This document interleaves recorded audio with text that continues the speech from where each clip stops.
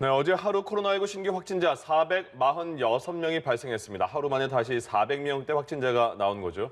특히 외국인 근로자들이 많은 공장 밀집 지역의 확산이 계속되면서 방역 당국이 촉각을 곤두세우고 있습니다.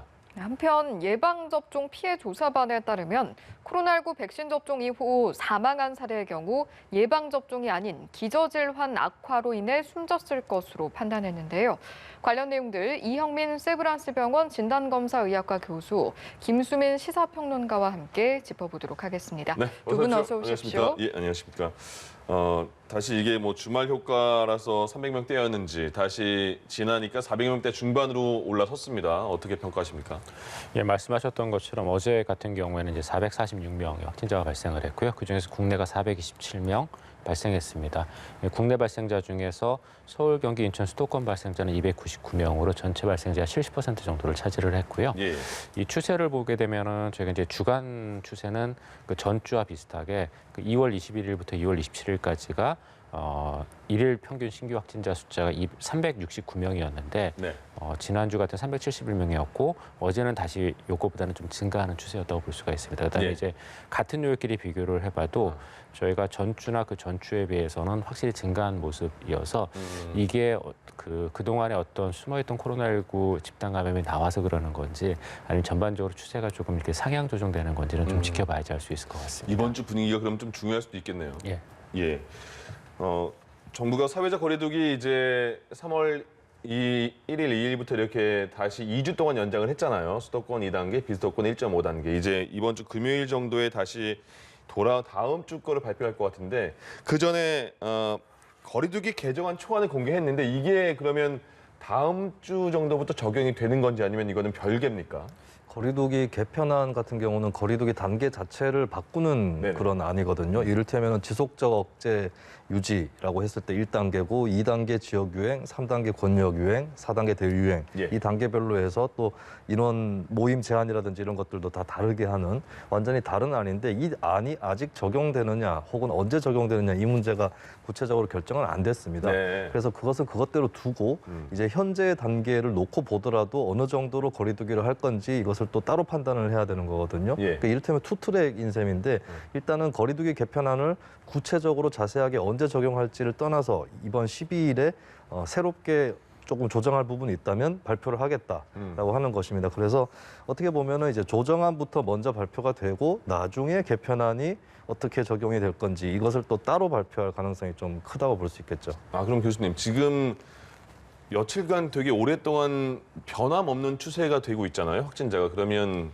다음 주부터의 거리두기가 조정이 된더라도 지금 상태가 유지될 가능성이 크다고 봐야 될까요? 저는 좀 주의가 필요하다고 생각을 네네. 하는데요. 왜 그러냐면 이제 새로운 거리두기 같은 경우에 4단계로 이루어져 있고 네. 이제 1단계, 2단계, 3단계, 4단계를 나누는 기준이 인구 10만 명당 몇 명의 환자가 나오는지입니다. 네. 근데 그렇게 놓고 봤을 때 서울, 경기, 수도권의 이제 인구가 서울이 이제 980만 명 정도 되고 경기가 이제 1,340만 명 정도가 되는데요. 이 인구를 비교를 해서 2단계를 만족시키는 확진자 숫자를 계산을 해보게 되면은 서울은 68.6명, 경기는 93.8명입니다. 예. 3단계가 올라가려면은 서울이 147명, 경기가 201명이 나와야 되거든요. 그러면은 지금 어저께 같은 경우 전주보다도 환자가 좀 늘었는데도 불구하고 사실은 어저께 같은 경우에 확진자 발생 숫자가 서울이 98명이었고 경기가 181명이니까 네. 사실 3단계 기준을 만족시키지 못하고 2단계로 내려가게 됩니다. 예. 그러면은 저희가 지금 사회적 거리두기를 2단계, 1.5단계를 적용함에도 지금 계속 하루에 300에서 400명씩 환자가 나오고 있는데 예. 이게 만약에 2단계가 적용이 되면은 그러면 사람들이 이 단계를 적용했을 때 어떤 메시지를 받느냐가 중요하거든요. 근데 교수님 지금 말씀하신 거는 거리두기 개편안에 대해서 적용을 하신 것 같고 근데 개편안은 다음 주부터 적용되는 게 아니잖아요. 그죠? 네, 곧바로 적용된다, 뭐 언제부터 적용된다 이런 일정이 나오지는 않았습니다. 예, 그래서 이번 현 단계 거리두기 단계를 따지면 다음 주에 지금의 시스템으로 볼 때 거리두기가 조정이 이루어질 수 있을까를 여쭤본 겁니다. 예, 그래서 그렇게 되면은 분명히 이게 사람들이 더 안심할 수 있거든요. 네네. 근데 지금이 안심할 수 있는 시기냐 저는 그건 아니라고 예, 보거든요. 그래서 아마도 이게 이 변경된 거리두기 단계를 적용을 하게 되면은 말씀드렸던 것처럼 단계가 좀 떨어지면서 사람들이 좀 지금 상태가 많이 완화됐구나. 라고 느낄 가능성이 높기 때문에 예. 저는 좀 많이 신중해야 될 거라고 생각을 합니다. 그래서 그런 부분에서 다음 주에 바로 적용이 물론 가능성은 있겠지만 조금 상황을 지켜봐야지 되지 않을까 싶습니다. 예. 알겠습니다. 자, 지금부터는 사례별로 짚어보도록 할 텐데요. 네. 지난주에 육가공업체 감염 위험성에 대해서 짚어주시기도 하셨었는데 이번에 또 경기도 안성에서 관련 집단 감염이 발생했거든요. 이번 사례 좀 어떻게 보셨습니까? 어떻게 보면 이제 이전 사례와 비슷한데요. 그때도 이제 제가 유럽의 전례를 들어서 이제 설명을 드렸는데 예. 유럽 같은 경우에 이제 2020년 3월에서 7월 사이에 발생했던 집단 감염 1,376사례 중에서 육가공 관련 집단 감염이 153건으로 전체 집단 감염의 11.1%, 3위를 차지했고 환자 발생으로 놓고 보면은 3,856명으로 전체 집단 감염 관련 확진자 발생 숫자 21.2%로 병원보다 더 많이 발생했습니다. 네. 그럴 만큼 이제 유럽 쪽에서는 이 육가공업체 관련 집단 감염이 많았었는데요. 예. 근데 이게 왜 그럼 육가공업체가 이렇게 집단 감염이 많이 발생했냐? 특성이 몇 가지 있기 때문인데 첫 번째는 이 육가공업체의 특성상 닫혀져 있는 공간에서 왜냐하면 벌레들이나 이런 게 들어오면 안 되지 않습니까? 예. 위생 문제 때문에 닫혀져 있는 공간이기도 하거든요. 그러면서 안에서 이제 사회적 거리두기를 할 수 없는 그런 작업 환경을 가지고 있다고 합니다. 그다음에 두 번째로는 이 유럽 같은 경우에도 육가공업체에 종사하는 분들이 이제 해외 노동자들이 많거든요. 네. 그러니까 이런 분들이 위생이나 또는 사회적 거리두기를 할 수 없는 그런 기숙사에서 과밀돼 가지고 집단 생활을 합니다. 예. 그 부분이 분명히 있고 그다음에 이제 또 하나의 이제 새로운 그 요소는 육가공업체 같은 경우에 좀 시즌에 따라 계절에 따라서 그 일이 좀 많이 일량이 왔다 갔다 하는 모양입니다. 그래서 예. 이제 고위험 지역에 있던 분들이 와서 일시적으로 일을 하고 거기에서 육가공업체 안에서 집단 감염을 일으키고 다시 돌아가는 이런 사례들이 있었다고 하거든요. 근데 예. 이런 특성들을 국내 육가공업체도 갖고 있거든요. 그래서 이제 해외에서 오신 분들도 많이 근무를 하고 있고 그다음에 그런 분들은 서로 이렇게 집단 생활을 하는 경우가 많고 그러다 보니까 그 안에 확진자가 발생을 하면 이제 집단 감염으로 연결되는 경우가 많습니다. 근데 예. 이러한 그 집단 감염의 가장 기본적인 위험 요소들이 사실은 육가공업체에만 적용되는 건 아니거든요. 예. 이런 요소를 갖고 있는 모든 업체에 다 적용이 될 수 있기 때문에 이런 그 나머지 업체들도 너무 안심하지 말고 예. 이런 요소 위험 요소들을 갖고 있는 곳들은 좀 미리미리 좀 점검하고 예. 주의가 필요할 것 같습니다. 예. 외국인 근로자들의 감염 사례를 이제 다른 사례도 좀 더 짚어보면 충북 음성의 유리업체에서도 이 같은 상황이 좀 발생을 했거든요. 아무래도 좀 단체 생활이 문제가 된 걸까요?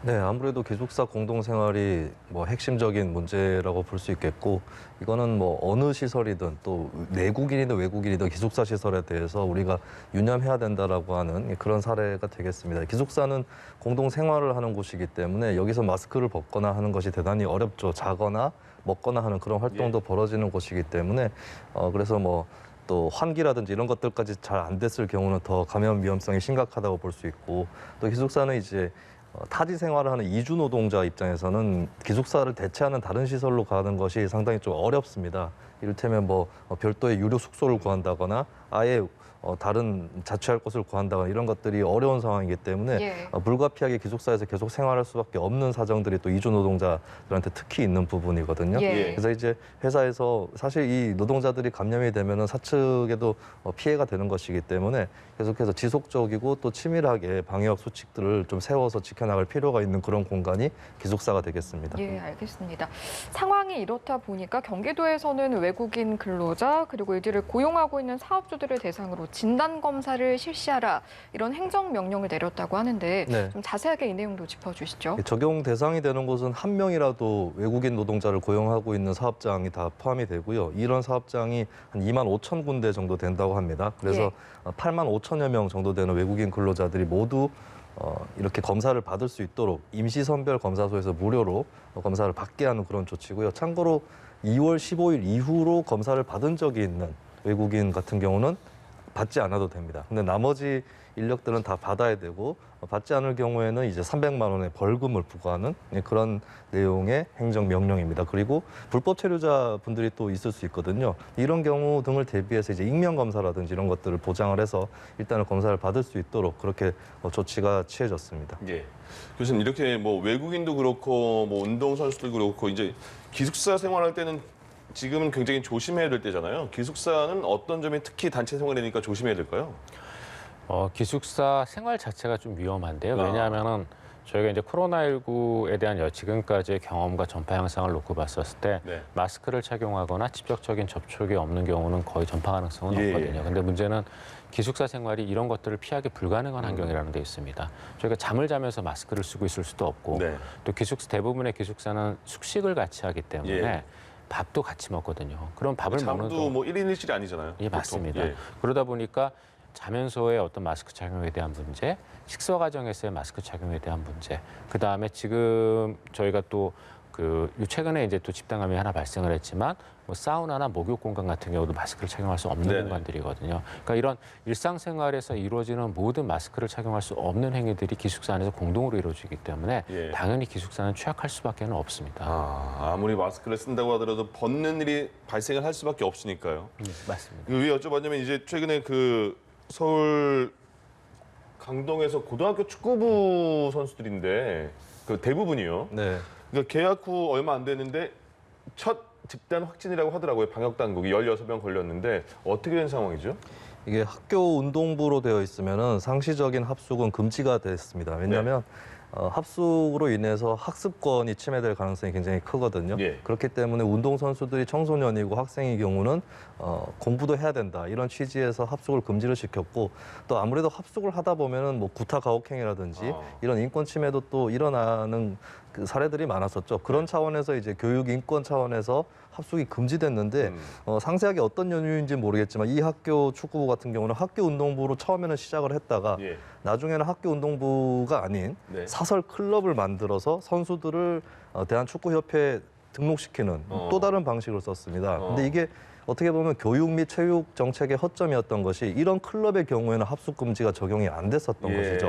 예, 그 부분이 첫 번째 그 있고. 학교 고등학생 그대로 간 거죠? 그렇습니다. 그러니까 네네. 그 학교의 운동부가 형식만 달리해서 아. 클럽으로 바뀌는 예. 그런 경우인데 어떻게 보면 교육 정책이 너무 학교 중심적으로 돼 있어서 축구 클럽에 대해서는 대비가 안 되어 있었다라고 하는 그런 부분이 있겠고 두 네. 번째는 네. 교육의 일반적인 정책 이후에 이제 두 번째는 방역의 허점이 있었다. 예. 결국에 이런 클럽도 똑같이 학교 운동부라든지 여기하고 같은 그런 기준을 적용을 했었어야 되는 것이고 이런 기숙사 공동생활에 대해서 좀 두루두루 적용될 수 있는 그 방역 수칙이 세워지지 않은 상황에서 예. 이런 일이 벌어졌다고 볼 수 있겠습니다. 그래서 아무래도 조금 더 물론 검토는 해봐야 되겠습니다만은 이게 위법이다라고 볼 수는 없을 것 같고 네. 현재로서는요. 그래서 사각지대에서 일어난 일이다라고 정리를 해볼 수 있겠습니다. 그러니까 지금 고3들은 매일 등교를 하지만 이 학교는 뭐 1, 2학년도 오전, 오후로 나눠서 등교를 했다는 거 아닙니까? 그래서 네. 1, 2, 3학년이 다 걸렸으니까 전체 학생을 다 검사한 거죠, 지금? 네, 그렇습니다. 이 경우는 뭐 교직원이라든지 학생들에 대한 전수조사 이런 것들이 불가피한 상황이죠. 알겠습니다. 예, 다음 할까요? 울산 사우나 얘기 먼저 하실까요? 예. 예, 울산 사우나에서 지금까지 12명의 환자가 발생을 했습니다. 근데 전체 건물 집합 금지 명령을 내린 것 같아요. 보통 네. 이렇게까지 좀 강하게 내린 거 아닌가 하는 생각이 드는데요. 이 건물이 지하 1층부터 지상 6층까지 7개층에 걸쳐져서 있는데 이 건물에 입주해 있는 시설들을 봐야 됩니다. 여기 보면은 사우나도 있지만은 골프 연습장, 헬스장, 그리고 롤러장 이런 체육 시설들이 또 있고요.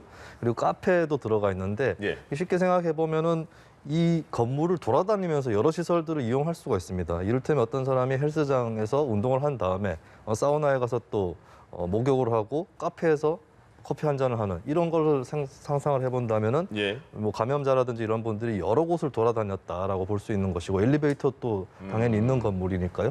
그런 차원에서는 당연히 뭐 특정 층이 아니라 여러 층들을 다 포함해서 건물 자체를 막을 수밖에 없는 그런 특징이 있는 시설이었습니다. 예. 그런데 이번 사례의 경우 최초 확진자의 감염 전파력 지수를 보니까 꽤나 높은 것으로 나와서 지금 변이 감염 가능성에 대비해서 유전자 검사도 진행이 되고 있다고 하거든요. 이 가능성은 어느 정도라고 좀 추정을 하십니까?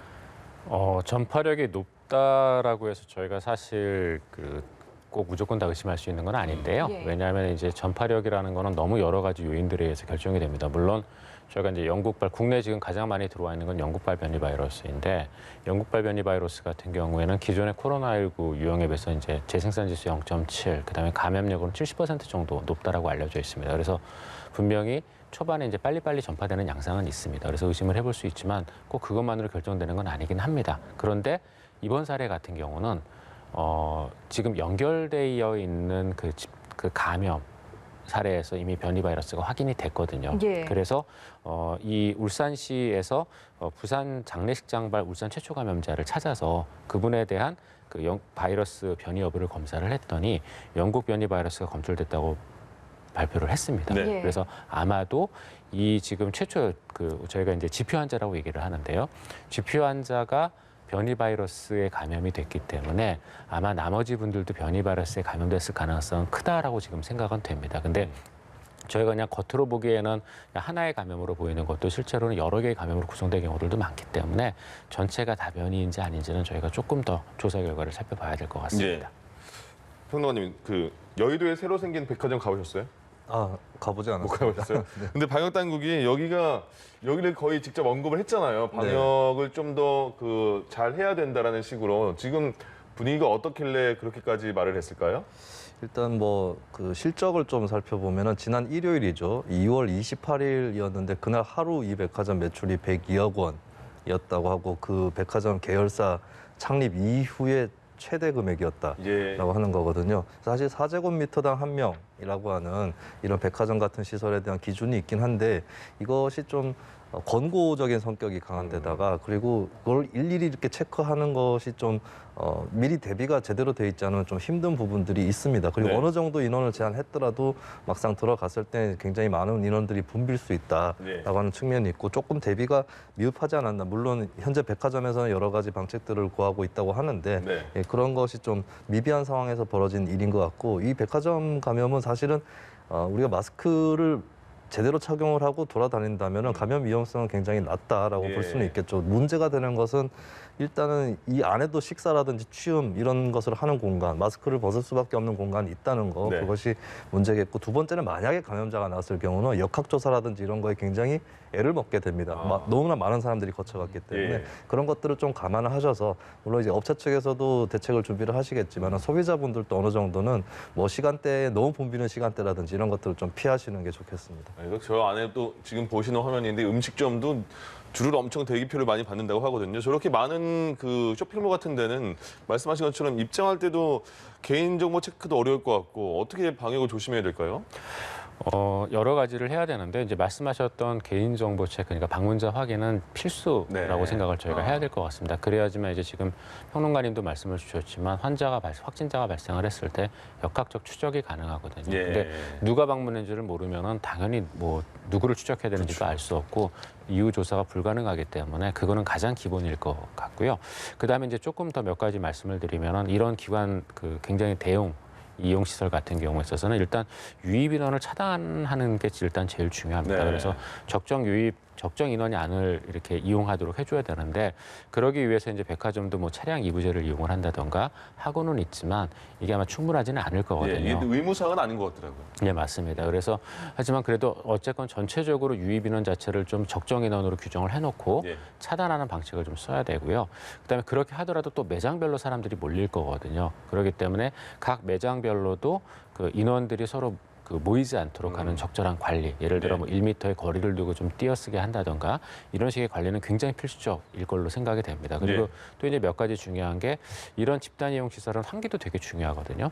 그래서 저희가 이제 환기를 얼마나 강력하게 돌려서 안에 있는 바이러스 농도를 낮추느냐 하는 부분도 이제 매장이 할 수 있는 또는 예. 시설이 할 수 있는 관리 방법 중에 하나이고요. 예.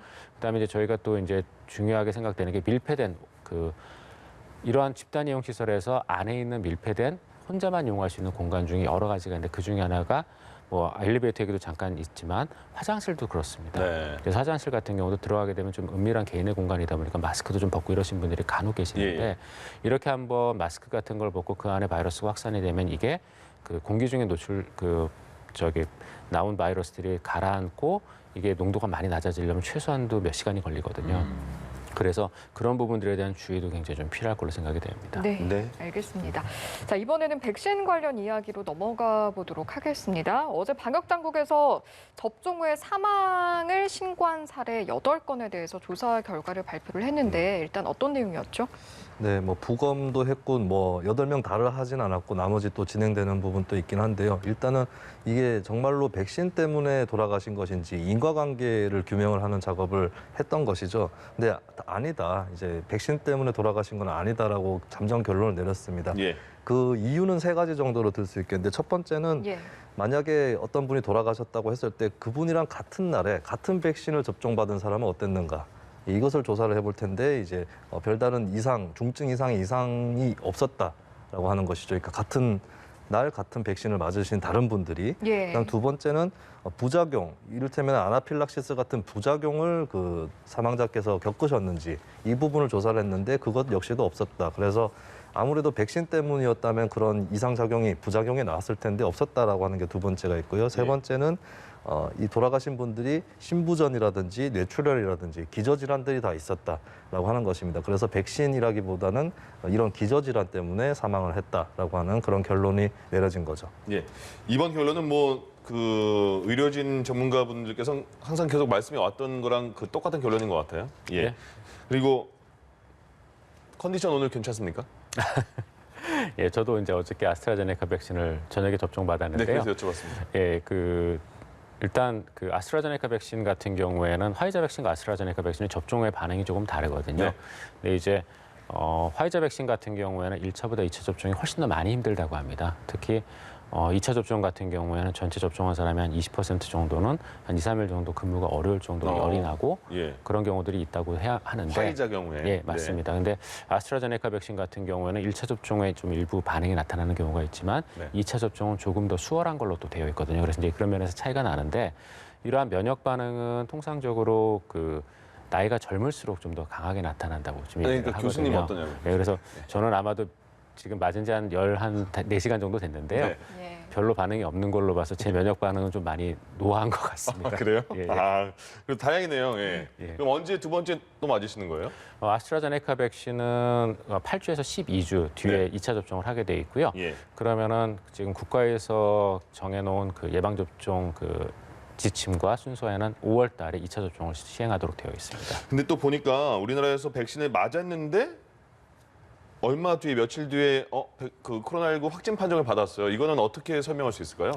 저희가 두 가지 정도를 볼 수가 있는데요. 네. 첫 번째는 이제 예방접종 당시에 코로나19에 감염됐지만 무증상이었을 수도 있습니다. 네네. 그랬을 가능성이 하나가 있고, 그러니까 무증상 감염된 상태에서 백신을 맞을 수가 있다. 예, 맞습니다. 네. 그래서 이제 지금 질병관리청에서 이 코로나19 예방접종을 하면서 대규모 접종센터를 만들고 그 안에서의 감염 관리를 굉장히 철저하게 그 지침을 만들고 시행하는 이유도 네. 그 안에서 있을지도 모르는 전파를 차단하기 위해서이거든요. 왜냐하면 코로나19 무증상자는 저희가 진단 검사를 하지 않고는 전혀 알 수가 없습니다. 예, 예. 그러다 보니까 그럴 가능성이 하나가 있고 두 번째는 예방 접종을 한다고 해서 바로 면역력이 생기지는 않습니다. 네. 보통 아스트라제네카 백신과 화이자 백신이 조금 다르지만 최소 10일에서 2주 정도는 지나야 부분적인 면역력이 형성이 되기 시작을 예. 하거든요. 그리고 또 일부 예방 접종자는 백신을 2차 접종까지 다 맞고 나서도 이제 감염이 되는 사례도 드물지만 있습니다. 물론 감염이 된다 하더라도 중증으로 가지는 않습니다. 예. 대부분 이제 경증으로 끝나지만 그런 사례도 있기 때문에 저희가 예방 접종 후에 감염됐을 수도 있고 특히 영국 쪽에서는 그래서 예방 접종을 한 1차 예방 접종을 한 분들 중에 일부가 사회적 거리 두기를 제대로 지키지 않아서 일시적으로 그 지역사회 감염이 상승하는 그런 그 현상들도 나타났거든요. 예. 그래서 예. 예방 접종을 하셨다고 하더라도 너무 안심하시고 사회적 거리두기나 이런 것들, 마스크 착용이나 이런 것들을 소홀히 하시면 안 되고요. 네. 반드시 이런 것들은 좀 더 지켜주셔야 됩니다. 그러면 말씀하신 대로 1차 백신을 맞았는데 조금 이후에 그 확진을 판정이 받았잖아요. 그러면 2차 접종은 안 합니까? 그분에 대해서. 거기에 대해서는 조금 이견들이 있는데 아직까지는 2차 접종은 좀 안 하는 걸로 되어 있고요. 근데 이제 국가별로 조금 다릅니다. 네. 이걸 영구히 안 할 것인지 아니면은 그 추가 접종을 코로나19 감염이 지난 뒤에 할 것인지에 대해서는 좀 국가별로 다른 것 같은데요. 예.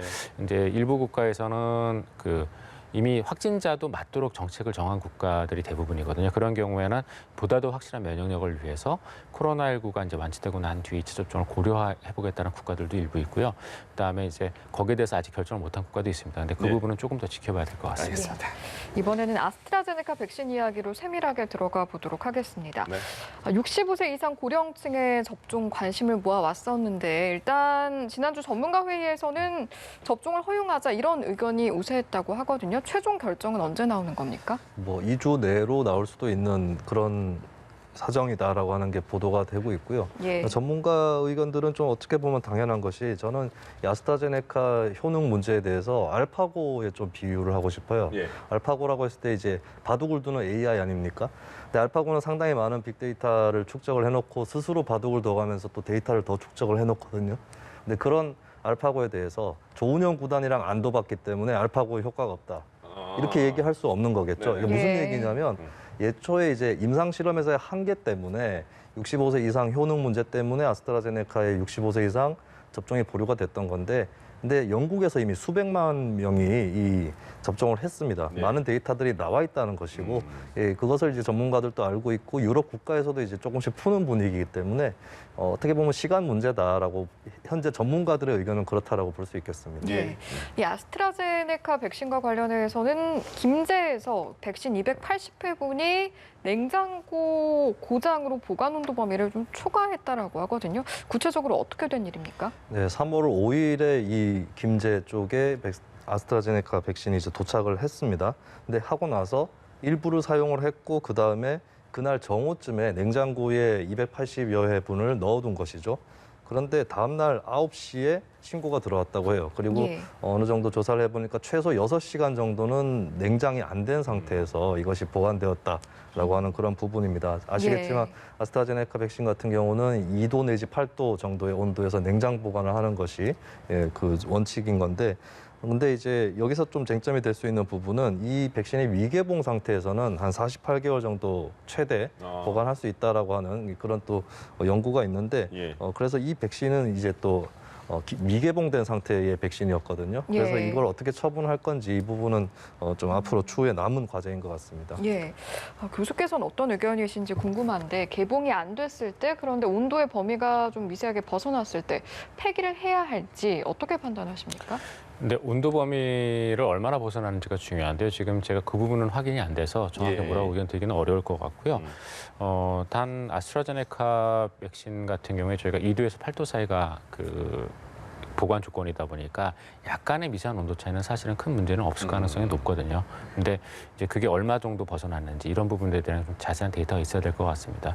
이 백신 접종 같은 경우 굉장히 중요한 게 어저께 이제 미국 CDC에서 예방 접종한 사람들끼리 예방 접종 프로그램을 완전히 마친 사람들끼리는 마스크를 착용하거나 사회적 거리두기를 하지 않아도 된다라는 지침이 나왔거든요. 네네. 근데 이제 그 지침은 대신에 이제 예방 접종을 하지 않은 사람을 만날 때는 조금 그 마스크 착용이나 사회적 거리두기를 계속 해야 된다라는 뜻인데 대신 그러한 제한 조건은 있지만 우리가 마스크 없는 세상을 향하는 첫걸음을 디딛는 지침이라는 측면에서 굉장히 중요하다고 생각을 합니다. 그래서 여기서 주의할 거는 마스크를 그러니까 위험군이 그 예방접종을 전부 다 해서 그분들이 안전해질 때까지는 저희가 계속 마스크를 써야 된다는 또 의미도 있는 거기 때문에 모든 분들이 다 예방접종을 잘 하셨으면 좋겠습니다. 코로나 발생 1년이 넘은 시간에도 가장 중요한 건 마스크라는 말씀을 계속해 주셨습니다. 자, 이형민 세브란스 병원 진단검사의학과 교수, 김수민 시사평론가 두 분과 함께했습니다. 고맙습니다. 고맙습니다.